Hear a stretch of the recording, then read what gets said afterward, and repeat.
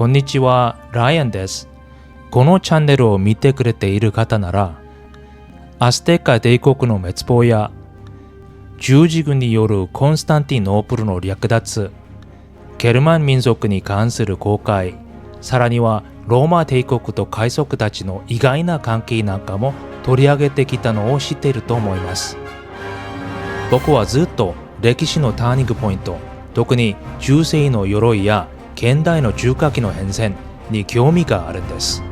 今日は16世紀の日本へ行ってみましょう。たった一丁のポルトガル製の火縄銃が軍事の常識を根本から覆したんです。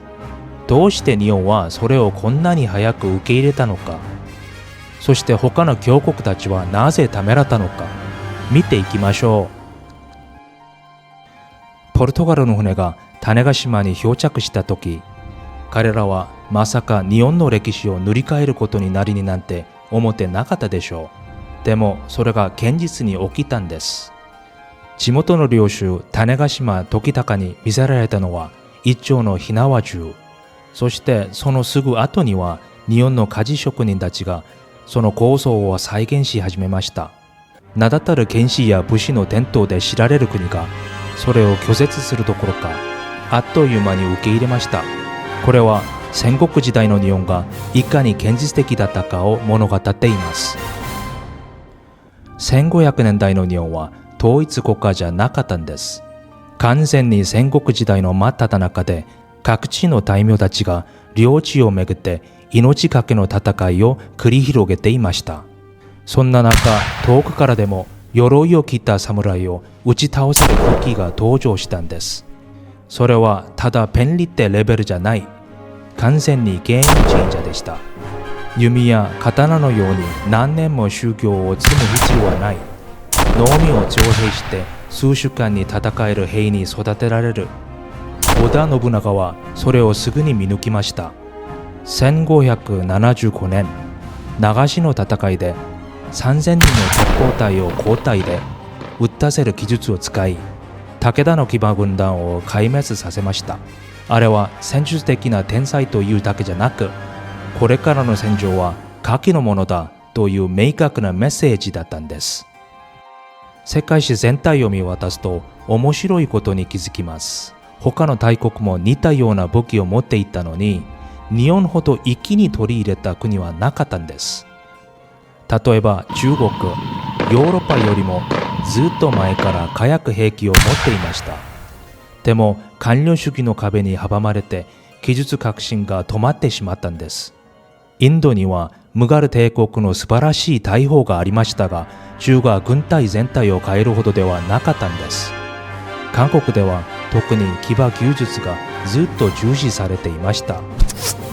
イスラム世界でも火器は騎士道に反するとみなされ、軽視されることがあったんです。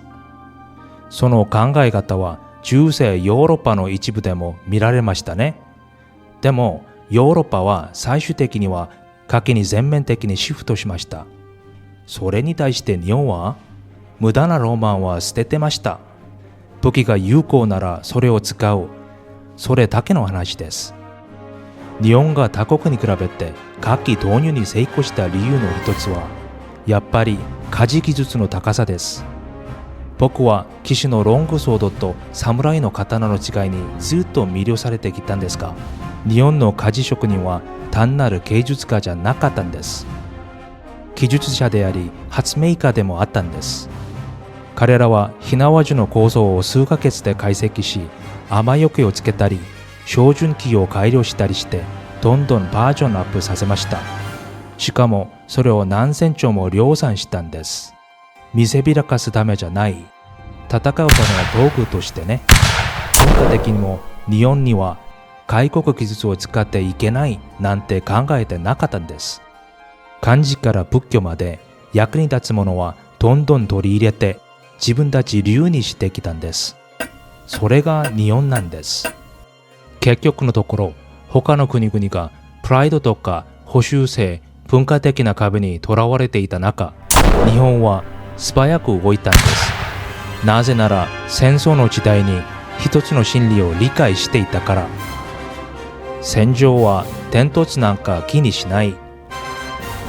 最後まで見てくれてありがとうございます。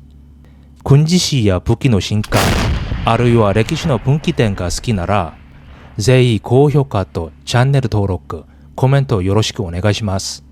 僕はライアン。また次の動画で会いましょう。